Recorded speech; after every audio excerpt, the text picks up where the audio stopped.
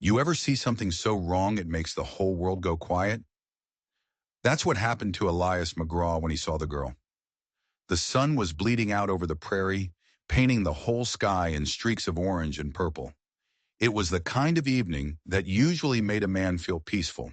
But not tonight, because there, stumbling through the tall grass, was a figure, a lone woman, her hair a wild mess, her steps all wrong. At first he thought she was drunk, or maybe just plain mad. The frontier had a way of breaking people, and Elias had seen his fair share of broken souls. But then he heard it, a sound that turned the blood in his veins to ice. She was laughing. It wasn't a happy laugh. It wasn't the sound of joy. It was a shattered, hollow thing. The laugh of someone who had watched their whole world burn down and was now just dancing in the ashes. A dirty scrap of cloth, maybe once a dress, was barely clinging to her shoulders. She clutched it with one hand like it was the only thing left in the world that was hers. Her skin was a road map of cruelty, bruises, scratches, and streaks of dried blood. Her face was pale as a ghost in the dying light. Now let me ask you this. You're out there, alone, miles from anywhere. You see a sight like that, a woman who looks like she just crawled out of her own grave. Do you turn your horse around and ride away as fast as you can? Or do you step forward into the nightmare? Elias McGraw was 51 years old. He was a man who'd buried more than he'd lived. He'd stared down droughts, prairie fires, and the long, slow gaze of starvation. He thought he'd seen every kind of hardship this land could throw at a person. He was wrong. His horse, a steady old mare named Daisy, snorted and shied away. She could feel it too, the wrongness. But Elias slid from the saddle, his boots sinking into the dusty soil. He walked towards the laughing woman. The closer he got, the worse it was. This wasn't some trick of the light or a vision from a whiskey bottle. This was real, flesh and blood. A young woman couldn't be more than 24 with bare feet torn raw and bleeding. Her arms were covered in deep scratches, like she'd fought her way through a mile of thorns. But her eyes were the worst part. They weren't asking for help. They weren't angry. They weren't even scared. They were just empty. Two dark holes in a beautiful face. It was like the person behind them had already packed up and left. She stumbled right into him, and he caught her, his old hand surprisingly gentle. He steadied the scrap of cloth at her chest. It was then that he saw it. A corner of the cloth was embroidered with a strange, intricate symbol, a black bird with a broken wing. That awful laugh bubbled up one last time, a soft, sharp sound that cut right through him. Then she whispered, her voice a dry rasp. "Used goods," she said. "No kindness can make me clean again." And for the first time in 30 years, Elias McGraw, a man who always had a word for everything, couldn't think of a single thing to say. He just stood there, under that dying sky, holding a ghost who was somehow still breathing. And he knew with a certainty that chilled him to the bone, that by stepping forward, he had just invited a whole world of trouble to his doorstep. The kind of trouble that gets a man killed. Elias lifted her like she weighed nothing more than a bundle of sticks. Because that's what she was. Bones, bruises, and a will so fierce it had kept her walking when all sense had told her to lie down and die. He placed her gently on Daisy's back and led them slow, real slow, through the twilight. Back to the small cabin he'd built with his own two hands after his wife, Martha, passed. It wasn't much, just 4 walls of pine, a stone chimney, and a roof that knew how to leak every spring. But it was his. It was quiet. It was safe. Tonight it had to be her safe place too. He laid her down in the spare room, on the small cot he kept for the rare traveler. She didn't fight him. She didn't speak. She just stared up at the wooden ceiling, her empty eyes seeing something far beyond that dusty room. Elias was a simple man. He knew horses, he knew the land, and he knew loneliness. He didn't know a thing about healing a soul that had been ripped to shreds, but he did what he could. He brought her a plate of beans and fresh bread, still warm. He set it on a crate beside the bed. She never touched it. The next morning he tried again, a bowl of oatmeal and a cup of weak coffee. He left it there and went about his chores. When he came back at noon, the bowl was cold, untouched, Day after day, it was the same story. No words, no food, not a flicker of life in those dark eyes. She just lay there, clutching that tattered piece of cloth with a strange bird embroidered on it. Most men would have given up. They'd have ridden to the nearest town, fetched the sheriff, and said, "She ain't my problem." But Elias wasn't most men. He remembered the promise he'd made to Martha on her deathbed. "Always choose kindness," she'd whispered. "It's the only thing that costs nothing and is worth everything." So he kept at it. He cooked for her. He left fresh water. He folded a clean blanket at the foot of her bed each night. One afternoon, he took one of his own worn flannel shirts, the soft kind broken in by years of sun and sweat, and laid it on the chair beside her. Maybe, just maybe, the smell of a simple, honest life could remind her that not all men were monsters. He never expected it to work. But on the fifth day, something changed. He pushed the door open, quiet as always, carrying a small bowl of broth, and he stopped dead in his tracks. She was sitting up. She was wearing his old flannel shirt. It swallowed her small frame, the sleeves hanging down past her hands. But she had chosen it. She had chosen to cover herself in something other than that filthy rag she'd arrived in. Her hand trembled as she reached for the bowl of broth he was holding. He handed it to her, his heart pounding in his chest. She lifted the spoon to her lips and took a sip, then another. She ate slow, like each swallow was a battle she had to win. When the bowl was empty, she looked at him, really looked at him for the first time. Her voice was just a whisper, cracked and dry. "My name," she said, "is Grace." It was just a name, a single word. But for Elias, it was like watching the sun rise after a long, dark night. It was the first sign that the woman he'd found wasn't a ghost after all. There was someone still in there. And here's the thing about finding a flicker of light in the darkness. It makes you want to protect it with everything you've got. Elias didn't know who she was running from. He didn't know what they'd done to her, but he was about to find out. And it was worse than anything he could have possibly imagined. For a few weeks, the ranch settled into a strange, quiet rhythm. It was a rhythm built on silence and space. Elias went about his chores, mending fences, tending to his small herd of cattle, chopping wood for the coming chill. Grace moved through the cabin like a shadow. She was healing, slowly. The cuts on her feet were closing up. The bruises on her skin were fading from angry purple to a pale, ghostly yellow. She was eating now, small amounts at first, then more. She even started helping with small tasks, sweeping the porch, feeding the chickens. Her movements were small, hesitant, as if she was relearning how to simply exist in the world. She never talked about what happened. Never. And Elias never asked. He knew that some doors are meant to stay closed until the person on the other side is ready to open them. But the nights were different. The nights were when the demons came out. Elias would be woken by a sound from her room, a muffled cry, sometimes a full-blown scream of pure terror. He'd lie there in his own bed, his knuckles white, listening to her fight battles in her sleep that he couldn't see. She'd cry out names. "Silas!" Calder, and then whisper, "No, not the bird, not the brand." The bird.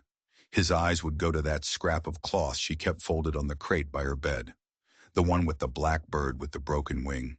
A brand, she'd said in her sleep. What did it mean? One evening, they were sitting by the fire. The flames cast dancing shadows on the cabin walls. For the first time, Grace seemed almost relaxed. She was mending a tear in one of Elias's shirts, her stitches small and neat.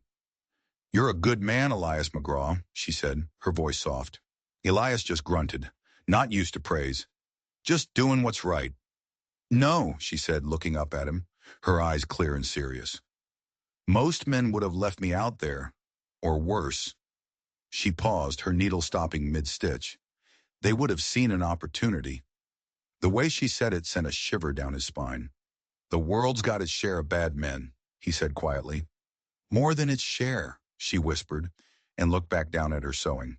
The conversation was over, but it left a question hanging in the air. What kind of men had she known before him? He got his answer 2 days later. He was coming back from the far pasture when he saw the dust cloud on the horizon. A rider, coming fast. Elias felt a cold knot tighten in his stomach. Visitors were rare out here, and people who rode that hard usually weren't bringing good news. He reached the cabin just as the rider pulled up to his gate. The man was tall and lean, with a face that looked like it had been carved from rock and left out in the sun too long. He wore a fine coat, too fine for this part of the country, and a gun belt that hung low on his hips. There was a cruel twist to his mouth, and when he smiled, Elias saw a glint of silver. A silver tooth. The man didn't get off his horse. He just sat there looking the place over with a sneer, his eyes scanning every corner of the ranch. Then his gaze locked onto the cabin door. "I'm looking for something," the man said, his voice as flat and dead as a snake in the dust. "Something that belongs to me." Elias stood on the porch, his hand resting near the old Winchester rifle he kept leaning against the wall. "Ain't nothing here that belongs to you," he said, his own voice low and steady. The man's smirk widened. "Oh, I think there is. A little dove. Flew the coop a few weeks back. Answers to the name Grace." He leaned forward in his saddle, his eyes turning hard as pebbles. "She's my wife, and I've come to take her home." Wife. The word hit Elias like a physical blow. He had taken in a runaway wife. He was hiding another man's property. In this part of the country, that was a hanging offense. He glanced back at the cabin window. He could see a flicker of movement. Grace was there, watching, listening. He saw her face pale with a terror so profound it made his own heart ache. This wasn't just some bully. This was Silas, the name from her nightmares. Elias's mind raced. Was she lying to him? Had she been a wife who ran from a cruel husband? Or was this man lying? He looked at the man's cold eyes, the sneer on his face, and he knew. This was no husband. This was a monster. "You heard me, old man," Silas said, his hand dropping to rest on the butt of his pistol. "Send her out, now, or this is going to get real ugly, real fast." Elias's hand closed around the cool wood of his Winchester. He'd made a silent promise to a ghost in the prairie grass. He'd drawn a line in the sand the moment he'd brought her home, and Silas had just stepped right over it. "She ain't coming out," Elias said, his voice like gravel, "and you ain't her husband." Silas's eyes narrowed into slits. The friendly act was gone. "How would you know that?"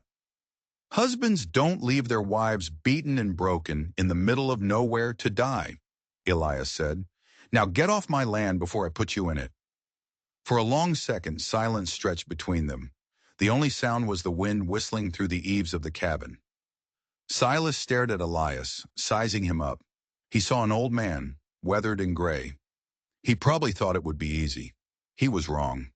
In one smooth, practiced motion, Elias brought the Winchester up. The lever clicked, chambering around. The sound was loud, final in the quiet afternoon. He leveled the barrel right at the silver tooth in Silas's grin. The grin vanished. Silas hadn't expected it. He hadn't expected the steel in the old man's eyes. He hadn't expected the steady hand holding that rifle. He held his hands up, a mocking gesture of surrender. "All right, old-timer. All right. You win this round." He pulled on his reins, turning his horse. "But this ain't over. You can't hide her forever. Calder will hear about this, and when he comes, that rifle of yours won't be enough." He spurred his horse and galloped away, leaving a trail of dust and threats hanging in the air. Elias slowly lowered the rifle, his hands trembling. Not from fear, from rage. He turned and looked at the window. Grace was gone. He pushed open the cabin door and found her huddled in a corner, shaking like a leaf in a storm. She was clutching that scrap of cloth, rocking back and forth, whispering a single word over and over again. "Calder, Calder, Calder." The name from her nightmares, the man Silas had threatened him with. Elias knelt down in front of her. "Grace," he said softly, "who is Calder?" She looked up at him, her eyes wide with a terror that went beyond anything Silas had brought. Her voice was a choked whisper. "He's not a man," she said. "He's the devil, and he owns the whole town of Winslow." She took a ragged breath. "And Silas isn't my husband. He's my keeper, and I didn't just run away from them." She held up the piece of cloth, her hands shaking so badly the embroidered birds seemed to flutter. "I stole this from them," she whispered, "and it's the one thing that can destroy them all." And that's when Elias understood.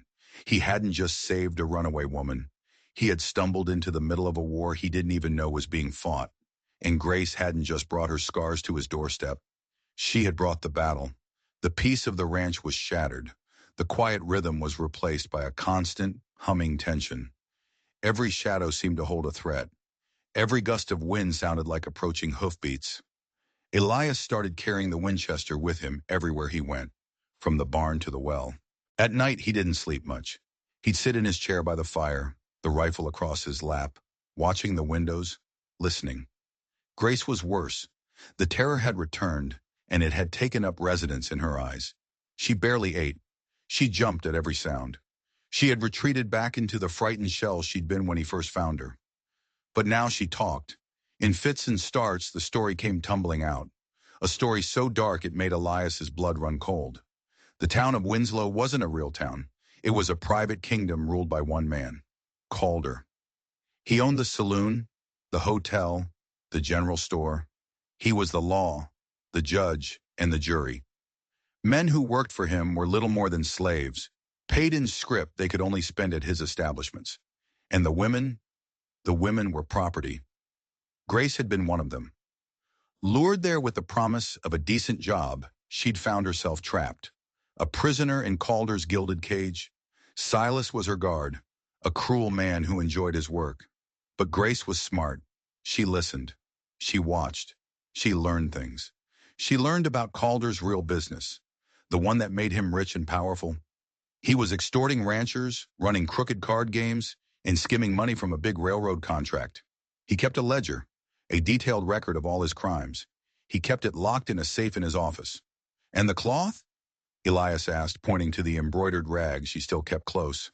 It's not just a cloth, she whispered, unfolding it carefully. Look. She showed him the back. Stitched into the lining, in tiny, almost invisible thread, were a series of numbers and letters.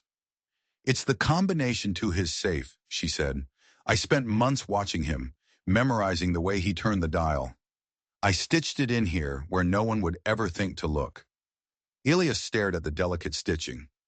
This fragile woman hadn't just been a victim. She had been a spy in the enemy's camp. She hadn't just run for her life. She had run with the weapon that could bring the whole kingdom crashing down. That's why they can't let me go, she said, her voice trembling. It's not about me, it's about this. She clutched the cloth. If the right people saw what's in that ledger, Calder would hang. Now Elias understood the stakes. This was bigger than one woman's freedom. It was about taking down a tyrant. But how? It was just the two of them. An old rancher and a terrified woman against a man who owned a whole town.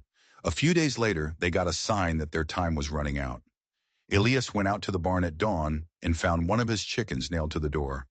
Its throat had been cut, and painted on the wood above it, in the chicken's own blood, was a crudely drawn picture.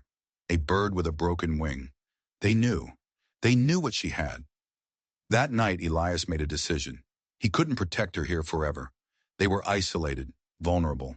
He had one old friend, a rancher named Jebediah, who lived about 30 miles south. A tough, no-nonsense man who owed Elias a favor. Pack a few things, Elias told Grace. We're leaving at first light. We'll ride to Jeb's place. You'll be safer there. For the first time in days, a flicker of hope appeared in Grace's eyes. But hope is a dangerous thing on the frontier. They left before the sun was fully up, riding hard and fast, keeping to the low ground. Elias's gut was churning. He felt like they were being watched. Every rock and every tree seemed to hold a pair of eyes. They were about halfway to Jeb's ranch when they saw it. Smoke, a thick black plume rising into the morning sky, coming from the direction they were headed, coming from the direction of Jebediah's ranch. Elias spurred Daisy on, his heart pounding with a terrible dread. Grace followed close behind. As they crested the last hill, the scene below them stole the breath from their lungs. Jebediah's ranch was gone. The cabin was a smoldering ruin. The barn had collapsed into a pile of blackened timber. His cattle were scattered, some of them lying dead in the fields. And there, tied to the main gate post, was what was left of Jebediah. Elias didn't let Grace look. He turned his horse, blocking her view, his face a grim, hard mask. But he had seen it. He had seen the brand seared into his old friend's chest, a black bird with a broken wing. It was a message, a brutal, bloody message. There is nowhere to run. There is nowhere to hide. There is no one who can help you. They rode back to Elias's ranch in a dead, heavy silence. The one spark of hope they'd had was gone, snuffed out in the most violent way possible. Grace was crying, silent tears streaming down her face. Elias felt a cold, hard fury building inside him, a fury like he hadn't felt in years. They had killed his friend. They had done it to send him a message. As they rode up to his own gate, Elias knew. The fight was no longer somewhere else. It was here. It was now. And waiting for them, sitting on his porch as if he owned the place, was a large, heavy-set man with cold, dead eyes. He had two armed men with him, leaning against the fence posts, their hands on their guns. The man on the porch smiled, a slow, predatory smile. "Elias McGraw," he said, his voice a low rumble. "Been a long time." Elias recognized him instantly. It was Calder, the man from Grace's nightmares, a man he'd ridden with on cattle drives 20 years ago, a man who had been cruel and ambitious even then. "I believe you have something of mine," Calder said, his eyes flicking to Grace, who had frozen behind Elias, her face as white as a sheet. Calder's smile widened. "It's time for the girl to come home." The sun was high and hot, beating down on the four of them in a tense, suffocating silence. Elias sat on his horse, his body rigid, his hand hovering near the rifle in his saddle scabbard. Grace was a statue behind him, her breathing shallow and ragged. Calder looked around the small, dusty ranch with a condescending smirk. "Still scratching out a living in this God-forsaken dirt, McGraw? I remember when you had dreams. Big dreams." "Some dreams are better than others, Calder," Elias said, his voice dangerously low. "And some men are better at making them come true," Calder shot back. He gestured with his head towards Grace. "Now I'm a reasonable man. I'm willing to overlook the trouble you've caused. My man Silas tells me you got a bit protective. I can understand that. She's a pretty thing." He spat on the ground.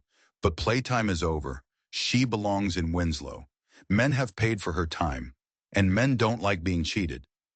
The two riders with him shifted, their smirks mirroring their bosses.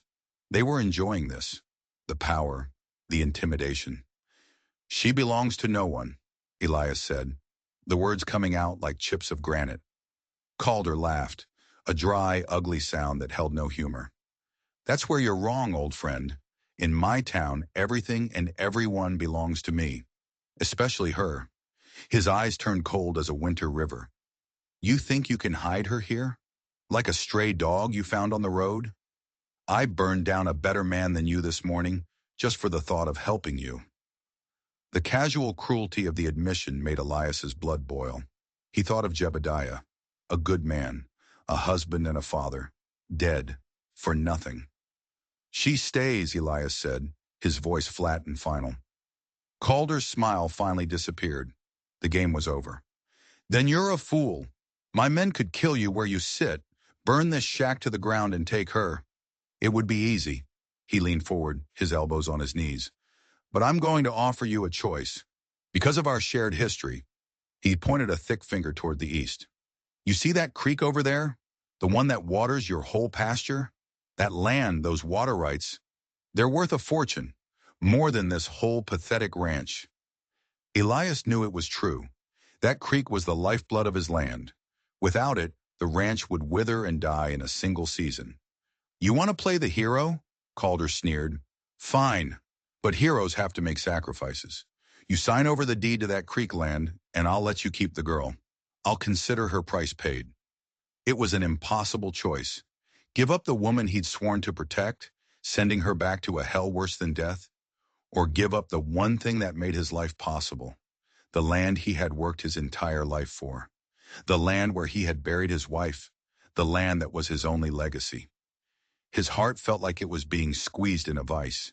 He could feel Grace's terror behind him. He could feel her silent plea. He looked at Calder's smug face, and he knew this was the whole point.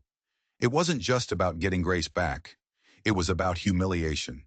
It was about breaking him, taking the one thing that mattered most to him. He thought about Jebediah. He thought about the promise to Martha. Always choose kindness. What was land compared to a human soul? Slowly his hand moved away from his rifle. He looked Calder dead in the eye, his own gaze filled with a cold, burning hatred. "You draw up the papers," Elias said, his voice choked with the bitterness of the sacrifice. "The land is yours." Calder stared at him for a long moment, a flicker of surprise in his eyes. He hadn't actually expected Elias to agree. Then he threw his head back and roared with laughter. "Always the fool, McGraw. Always the soft-hearted fool." He stood up, slapping the dust from his pants. "My man will be back tomorrow with the deed.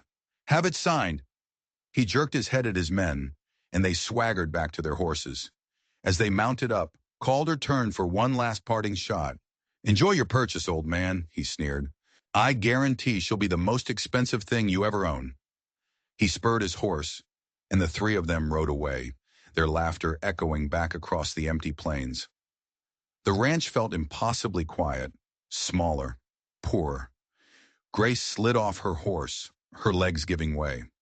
She leaned against the fence post, her shoulders shaking with ragged, gasping sobs. They weren't tears of fear anymore. They were tears of relief. Elias dismounted, his movements stiff and old. He didn't look at her. He couldn't. He just stared at the creek in the distance. His creek, shimmering under the sun. The land that was no longer his. He had won. He had saved her. But as he stood there, the taste of ashes in his mouth, he couldn't help but wonder if he had just lost everything. The next day, a rider came with the papers. Elias signed them without a word, his signature a cramped, angry scrawl. He handed the deed over, the paper feeling like a lead weight in his hand. The rider tipped his hat and left. And just like that, a lifetime of work was gone. A strange quiet fell over the ranch. It wasn't the peaceful quiet of before. It was a heavy, wounded silence. Elias felt the loss of his land like a phantom limb, an ache that was always there. He'd walk the fence line and stop at the new boundary marker, a raw wooden stake driven into the ground, a stark symbol of his defeat. Grace watched him, her eyes full of a guilt so deep it was almost tangible. "I'm sorry, Elias," she whispered one evening, as they sat on the porch, watching the sun set over hills that no longer belonged to him. "I never wanted this. I'll leave. You shouldn't have to lose everything for me." Elias was silent for a long time, staring out at the horizon. "Where would you go?" he asked finally, his voice rough. "I don't know," she admitted, her voice small. "Just away, so they won't bother you anymore." "They'll find you," he said, turning to look at her. "Men like Calder don't just let things go, and I didn't give up my land just to have you go and get yourself killed a week later." He sighed, a weary, defeated sound. "We made a bargain. We live with it." But living with it was harder than he imagined. The sacrifice had changed something between them. Before, he was her protector, her savior. Now he was a man diminished, and she was the cause. An unspoken debt hung in the air between them, thick and suffocating. Grace tried to repay it in the only way she knew how. She worked tirelessly. She cooked and cleaned until the small cabin shone. She mended all his clothes, tended a small garden, and learned to handle the chores Elias no longer had the heart for. She was trying to earn her keep, to prove she was worth the price he had paid. But it was a hollow effort.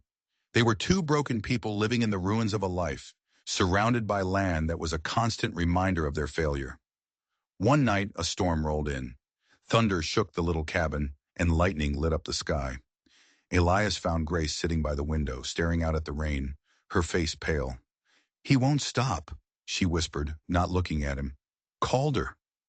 You think this is over, but it's not." "He got what he wanted," Elias said, his voice flat. "No," she said, turning to him, her eyes burning with a desperate intensity. "He didn't get the one thing he truly wanted, the ledger. As long as I'm alive, and that combination exists, he's not safe. He thinks he's beaten you, that he's scared us into silence. He'll let us sit here and rot for a while. But eventually, he'll come back, to finish it." A bolt of lightning flashed. illuminating her face. And in that brief, stark light, Elias saw not just fear, but a cold, hard certainty. She was right. He had given up his land to buy them time. But that's all he had bought. Time. And the clock was ticking.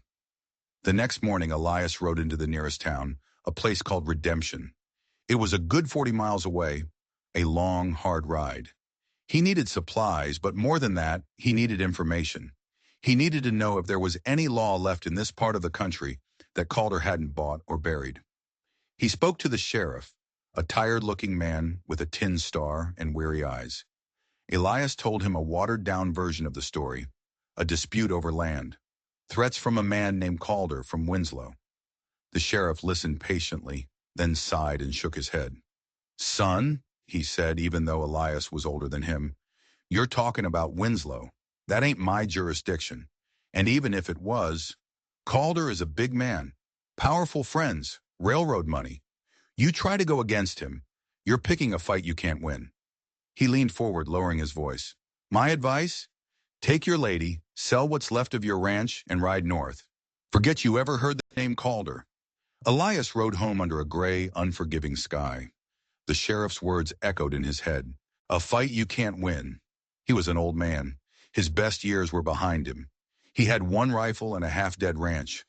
What could he possibly do against a man with a private army and railroad money? When he got back to the cabin, Grace was waiting on the porch. She knew from the look on his face that the news was bad. "No one will help us," she stated. It wasn't a question. "No one," he confirmed. They stood there in silence as the dusk settled around them. The hope had flickered and died. All that was left was the cold, hard reality of their situation. They were alone, trapped, waiting for the axe to fall. That night, Elias couldn't sleep.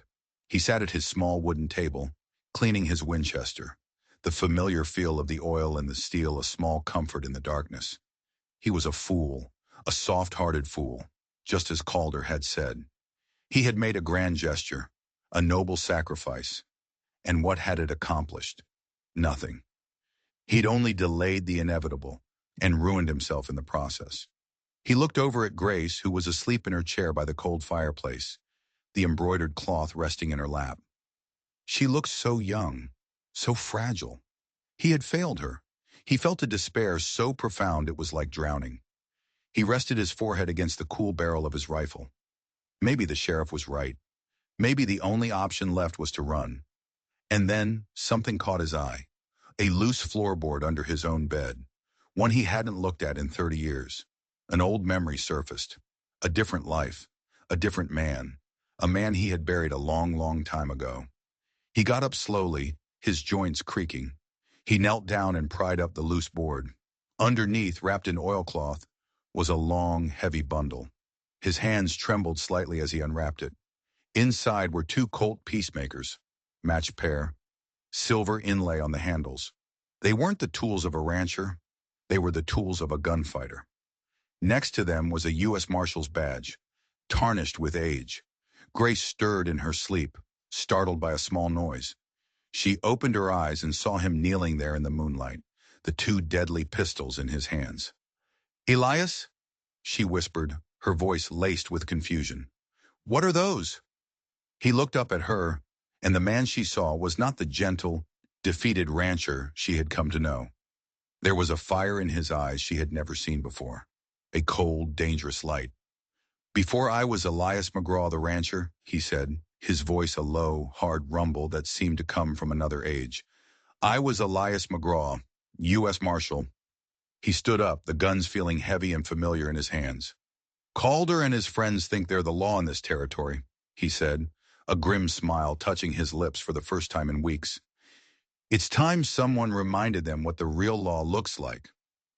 The revelation hung in the air of the small cabin, more shocking than a thunderclap.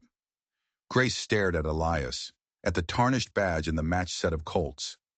The quiet, gentle rancher who had saved her was gone. In his place stood a man made of iron and old secrets. "A U.S. Marshal?" she breathed, the words barely audible.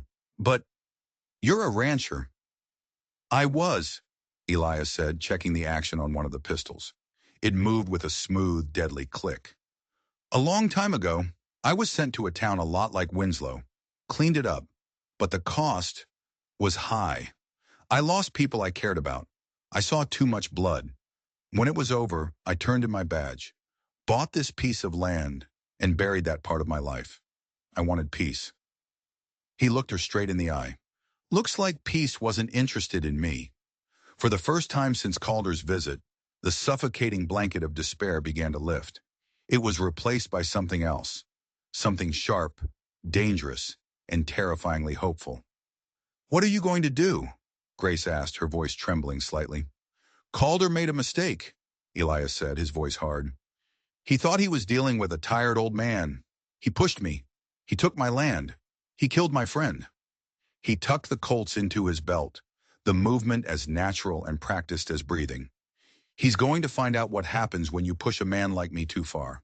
We're not running. We're not hiding." He looked at the embroidered cloth in her lap. "We're going to take the fight to him." The plan was audacious. It was insane. It was their only shot. They couldn't take on Calder and his whole town with force.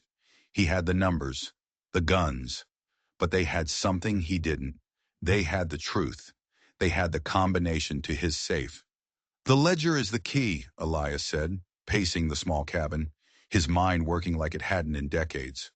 "We get that ledger into the hands of the railroad company, the territorial governor. Anyone with more power than Calder, and his empire collapses." "But how do we get into Winslow?" Grace asked. "Into his office? It's the most heavily guarded place in town." "He's not expecting an attack," Elias countered. "He's expecting us to cower. He'll be arrogant, and arrogant men make mistakes." Over the next few days, Elias transformed. The stooped shoulders of the defeated rancher straightened. The weary look in his eyes was replaced by a sharp, calculating focus. He took Grace out to the far end of the property and taught her how to shoot, using an old pistol he had. Her hands shook at first, but under his patient instruction, she learned. She wasn't a natural, but she was determined. She would not be a victim again. Elias, on the other hand, was more than a natural. He was a master. He set up old bottles on a fence post 50 yards away and shattered them one by one with his Colts, his hands a blur of motion. It was like watching a ghost come back to life. "Calder runs a big operation," Elias reasoned one evening, sketching a map of Winslow in the dirt floor based on Grace's descriptions. "He'll have a weak link, someone who's scared, someone who hates him but is too afraid to act. We need to find that person." Grace thought for a moment. "There's a deputy," she said slowly, "a young man named Finn. Calder bullies him constantly, treats him like dirt. I saw him once, after Calder had finished with him. He was crying, but he's too terrified of Calder to do anything."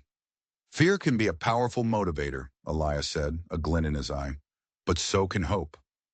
The plan was set. They would ride to Winslow, but not together.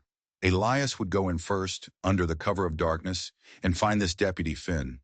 Grace would follow a day later, posing as a traveler just passing through. She would get a room at the hotel, Calder's hotel, and wait for his signal.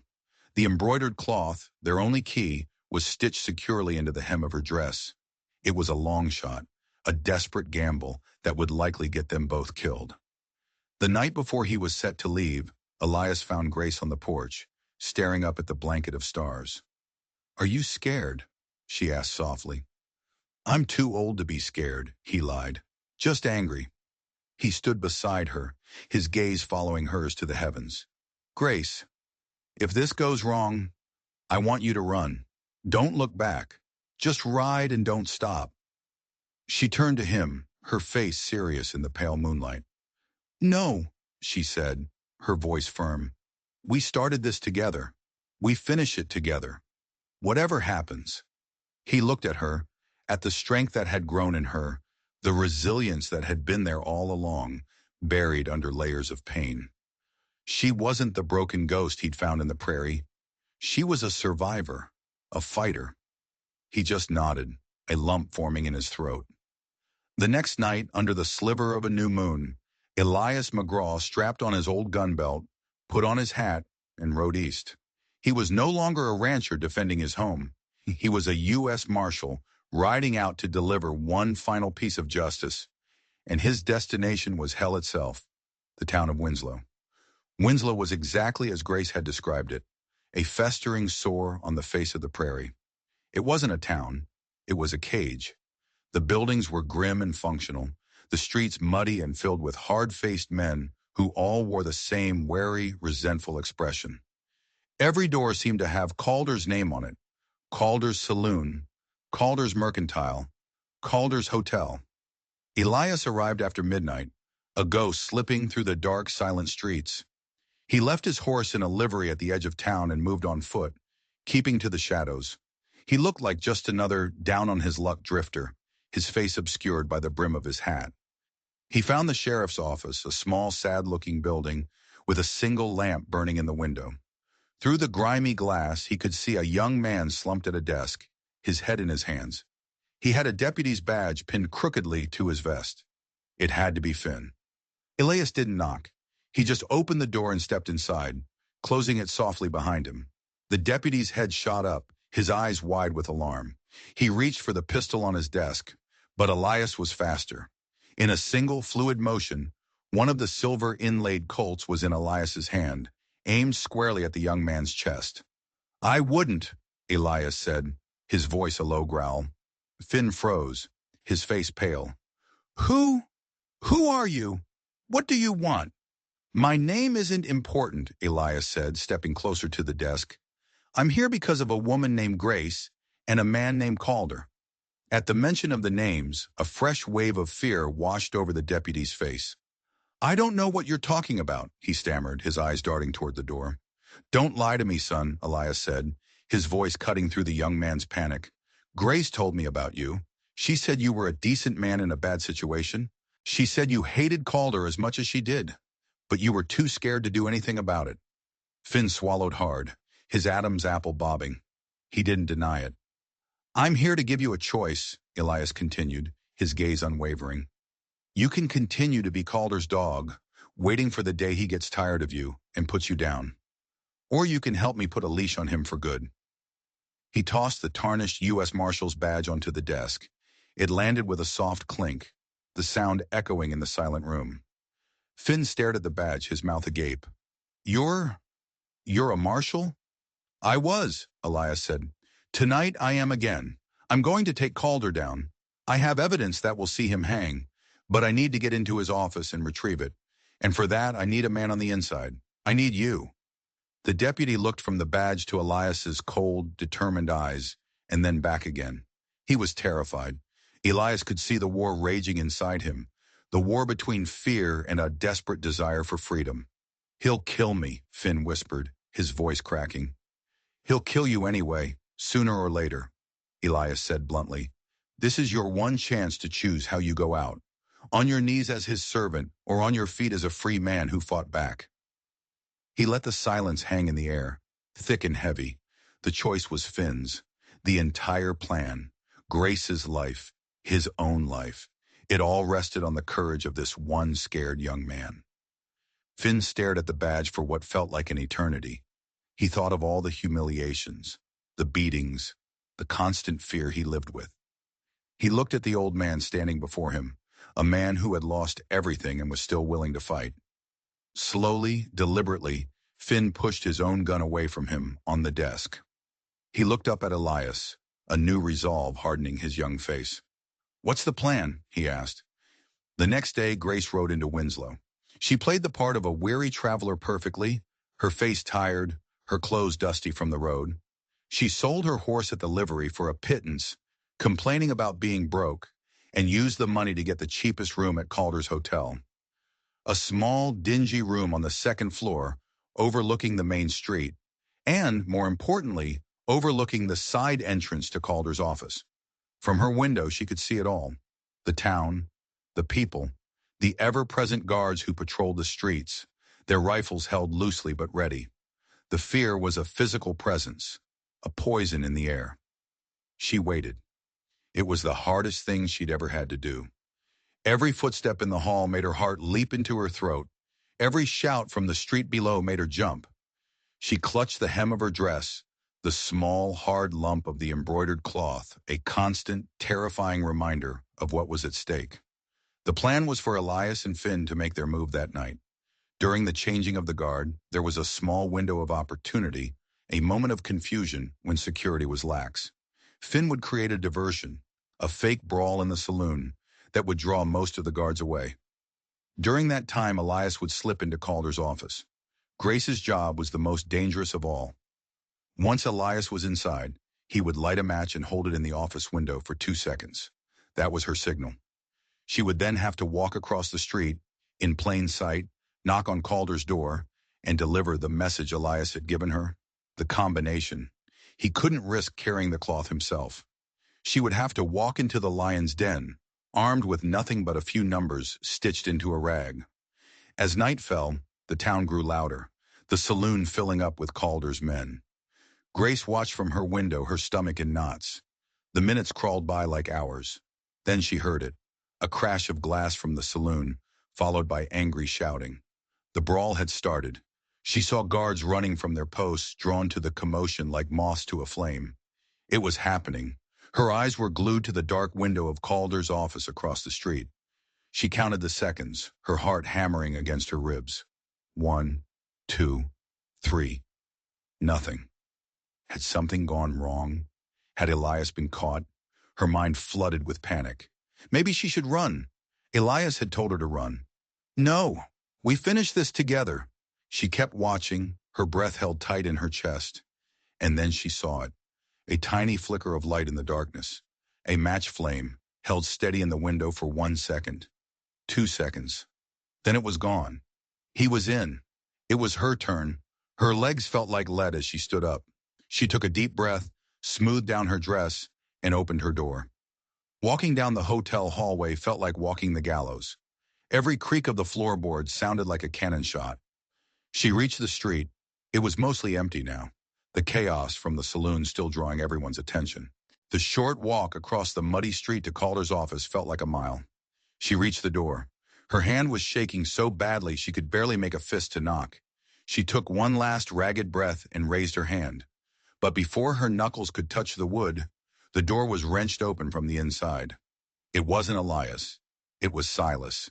His face was twisted in a triumphant, cruel sneer. And behind him, standing over Elias, who was on his knees with a gun to his head, was Calder. "Well, well," Calder said, his voice dripping with mock surprise. "Look what the cat dragged in. We were just waiting for you, little dove." It was a trap. The entire thing had been a trap. Grace's blood ran cold. The scene inside the office was a nightmare. Finn, the deputy, was lying on the floor in a pool of blood, his eyes wide and vacant. He hadn't been a weak link. He had been bait. Elias was on his knees, his face bruised and bleeding, a large guard holding a rifle to his head. Calder stood over him, smoking a cigar, looking utterly pleased with himself. "You didn't really think it would be that easy, did you?" Calder chuckled, blowing a smoke ring toward the ceiling. "You didn't think I'd let a snake like Finn work for me without keeping a very close eye on him? He's been telling me your whole pathetic plan from the moment you walked into his office." He turned his cold eyes on Grace. "And you, walking right up to my door. You really are a fool." Silas grabbed Grace's arm, his fingers digging into her flesh like claws, and dragged her into the room. He slammed the door shut behind them. "Now," Calder said, his voice dropping to a dangerous purr, "I believe you have something for me. A little piece of embroidery. Hand it over. Now." Grace's mind was a whirlwind of terror and despair. They had lost. It was over. Elias was going to die. She was going to be dragged back into that living hell, and this time, there would be no escape. She looked at Elias. His head was bowed, but then he slowly lifted it. He looked past Calder, past Silas, and directly at her. There was no fear in his eyes. There was no surrender. There was a message, a silent, urgent command. He flickered his eyes just for a second towards the large ornate desk in the corner of the room, towards the heavy silver letter opener lying next to a stack of papers. He had a plan, or he was about to make one. Stall. His eyes were telling her to stall. I don't know what you're talking about," Grace stammered, her voice trembling, playing the part of the terrified victim he needed her to be. Calder sighed, a theatrical display of disappointment. Wrong answer. He nodded to Silas. Silas grinned, showing his silver tooth, and backhanded her across the face. The force of it sent her stumbling, her ears ringing. Let's try again, Calder said calmly. The cloth, or the old man gets a new hole in his head. The guard cocked his rifle, the sound loud and menacing in the small room. Grace knew she had only seconds. She had to trust Elias. She had to trust that look in his eyes. All right, she cried, fumbling with the hem of her dress. It's here! Her fingers, clumsy with fear, worked at the stitches. All eyes were on her, on the prize. Calder leaned forward, his greed making him impatient. Silas's grip on her arm loosened slightly as he too watched her hands. That was the moment Elias moved. It wasn't the explosive action of a young man. It was the swift, economical, and utterly deadly movement of a master. He surged upwards, not at the guard with the rifle, but sideways. He slammed his shoulder into Calder's knees, sending the big man crashing backwards over his own desk. Papers flew everywhere. The heavy silver letter opener skittered across the floor. Everything happened at once. The guard, surprised, swung his rifle towards Elias. Silas, cursing, lunged for Grace. Grace didn't hesitate. She dove for the letter opener, her fingers closing around the cool, solid metal. A gunshot exploded in the room, deafeningly loud. But it wasn't the guard's rifle. It was one of the silver-inlaid Colts. Elias, in his lunge, had managed to pull it from his belt. He'd fired from his hip, a snapshot that was pure instinct. The guard holding the rifle on him crumpled to the floor, a look of shock on his face, a dark stain spreading across his chest. Silas stopped his lunge towards Grace and turned, pulling his own gun. But Grace was already moving. She scrambled up, the letter opener held like a dagger, and drove it with all her strength into Silas's leg. He screamed, a high, thin sound of pain and rage, and his gun clattered to the floor as his leg buckled. Behind the desk, Calder was roaring, trying to untangle himself from his chair. Elias was on him in a second. The barrel of his Colt pressed hard against Calder's temple. "It's over, Calder," Elias snarled, his voice a ragged breath. Silence descended on the room, broken only by Silas's pained groans and Calder's heavy breathing. It had taken less than 5 seconds. Calder, the king in his castle, was now a prisoner in his own office. He stared at Elias, his eyes wide with disbelief and fury. "You're dead, McGraw," he hissed. "You're both dead. My men will be here any second." As if on cue, they heard shouting from the street outside. The gunshot had alerted the whole town. Heavy boots were pounding on the boardwalk, heading for the office. They were trapped. They had won the battle, but they were about to be besieged, outnumbered 20-1. But Elias just smiled, a grim, cold smile. "That's the other mistake you made, Calder," he said, pressing the gun harder against his head. "You assumed I came alone." He dragged Calder towards the window, shoving him against the glass so the men outside could see. "Tell them to stand down," Elias yelled, "or their boss is the first to die." The men in the street hesitated, their rifles raised, confusion on their faces. And then, from the other end of town, a new sound cut through the night. The thunder of hoofbeats, dozens of them, and a chorus of war cries. Riding into Winslow, rifles blazing, was a posse of grizzled, hard-faced ranchers. At their head was a man Elias hadn't seen in years, a man with a wild gray beard and a fury in his eyes. It was Jebediah's brother, flanked by cousins and neighbors. Men who had been terrorized by Calder for years. Men who had finally had enough. The sheriff from Redemption was with them, his weariness replaced by a grim determination, leading a dozen deputized townsfolk. Elias had done more than just visit the sheriff. He had spent the day before riding a wide circle, visiting every ranch within 50 miles, telling them what Calder had done to Jebediah, showing them his old marshal's badge, and calling in every favor and every debt of honor he was owed. He hadn't come to Winslow to sneak in and out. He had come to burn it to the ground. Calder's men, caught between the guns in the street and the gun at their boss's head, threw down their weapons. It was over. For real this time. Grace looked at Elias, her eyes shining with tears and awe. The quiet rancher, the forgotten lawman. He hadn't just saved her. He had liberated an entire territory. He looked back at her, and in his eyes she saw the promise he'd made to her in the prairie fulfilled. But as the cheers rose up from the street and Calder began to curse, a new chilling thought entered Grace's mind. The ledger. They still didn't have the ledger. "The safe, Elias!" she yelled over the noise. "We need the ledger!" Elias shoved Calder towards her.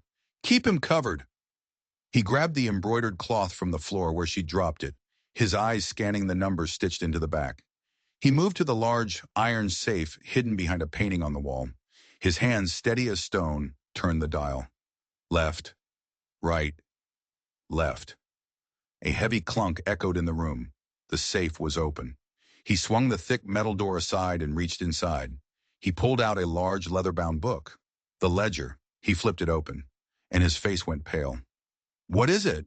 Grace asked, her heart sinking. Elias stared at the pages, his expression a mixture of shock and dawning horror. The ledger was filled with names, dates, and figures, just as she'd said, a detailed record of Calder's crimes. But that wasn't what had shocked him. On the very last page, under a section titled Future Acquisitions, was a list of properties Calder was planning to seize through force and fraud for the railroad company. And at the very top of the list, with a date scrawled next to it for the following week, was a plot of land described by its most valuable asset, creek with full water rights. It was his land, his ranch. The sacrifice he had made had been for nothing. Calder had been planning to take his land anyway. He hadn't bought Grace's freedom. He had just paid his own executioner a week early. The cruel irony of it was a bitter, savage blow. Calder hadn't been offering him a choice. He had been playing him for a fool one last time. Calder saw the look on Elias's face and began to laugh. A loud, booming, triumphant laugh, even with a gun to his head. "You see now, don't you, old man?" he gloated. "You never had a choice at all. That land was always going to be mine. You gave it all up for nothing." The rage that filled Elias then was a pure, white-hot thing. It was the fury of a man who had been cheated, tricked, and pushed beyond every conceivable limit. He turned from the safe, the ledger in one hand, his Colt in the other. He looked at Calder, laughing in his moment of defeat. He looked at Grace, her face a mask of horrified realization. He looked at the body of his friend's murderer. Justice had been served. The town was free. But vengeance. Vengeance was a different animal entirely. And for one long, terrible second, everyone in that room, including Calder, thought Elias was going to pull the trigger and send the laughing man straight to hell. The laughter died in Calder's throat as he stared down the barrel of the Colt, into the eyes of a man who had absolutely nothing left to lose. The room was so quiet you could hear a pin drop. The shouts from the street outside faded into a distant murmur. This was the moment, the final reckoning. Elias's finger tightened on the trigger. The hammer was cocked. All it would take was a twitch, a single, final release of all the pain and fury and injustice that had been heaped upon him. And then he felt a hand on his arm. It was Grace. Her touch was light, but it was enough. He looked at her, and in her eyes he didn't see a call for vengeance. He saw a plea for him, for the good man she knew him to be, the man who had chosen kindness when the world had shown her nothing but cruelty. "Don't," she whispered, her voice shaking but firm. "Don't become him." He looked from her face to Calder's, who was now sweating, the last of his arrogance gone, replaced by the primal fear of a man staring into his own grave. Slowly, painfully, Elias lowered the gun. He let out a long, shuddering breath, the white-hot rage receding, leaving behind a profound, bone-deep weariness. Grace was right. Killing Calder now wouldn't bring back his land. It wouldn't bring back Jebediah. It would only destroy the one thing he had left. Himself. He gestured with the gun barrel toward the door. "Get him out of my sight," he said to the sheriff, who had just entered the room. The sheriff and his men hauled Calder and a whimpering Silas to their feet and dragged them out into the street, where a chorus of angry jeers and curses met them from the newly freed townspeople. The room was finally quiet. It was just Elias and Grace, standing amidst the wreckage. Elias tossed the ledger onto the desk. "With this," he said to the sheriff, The railroad will have to return every acre Calder stole, including mine. He had his land back. They had won. But the victory felt hollow. The scars, he knew, would remain. They rode back to the ranch a few days later. The world looked different. The sky seemed brighter. The air felt cleaner. The weight of fear that had pressed down on them for so long was finally gone. They reached the crest of the hill overlooking the small cabin, and Elias pulled his horse to a stop. He looked down at the simple wooden structure, the leaking roof, the crooked fence. It wasn't much, but it was his. It was home, and it was safe. Grace rode up beside him. "What will you do now?" she asked softly. Elias thought for a long moment. He could pick up his marshal's badge again. There was a lot of work to be done, a lot of wrongs to right in the territory. He could be that man again, the man of iron and law. But then he looked at Grace. He saw the faint scars still on her skin, but he also saw the light back in her eyes. The hollow, broken woman he'd found laughing in the prairie was gone. In her place was a woman of incredible strength and courage, and he realized he didn't want the old life of violence and loneliness. He had had enough of that to last 10 lifetimes. "I think," he said, a slow, real smile spreading across his face for the first time in as long as he could remember, "I'm going to fix that leaky roof." She laughed, a real laugh this time, clear and bright as a river stone. It was the most beautiful sound he had ever heard. They rode down to the cabin together, not as a savior and a victim, but as two equals. Two survivors who had walked through fire and found something on the other side. Something quiet and simple and real. They had found a new beginning in the ruins of their old lives. Now let me ask you this. Elias made a choice in that office. He chose justice over vengeance. He chose to be the man Grace believed him to be, not the monster Calder had tried to make him. It's a hard choice, standing on that line between what's right and what feels good. What choice would you have made if this story reminded you that even in the darkest of times, there are still good people willing to draw a line in the sand and fight for what's right? Then do me a favor and hit that subscribe button, because there are a million stories like this buried out here in the dust, and I plan on telling every single one of them. Thanks for listening.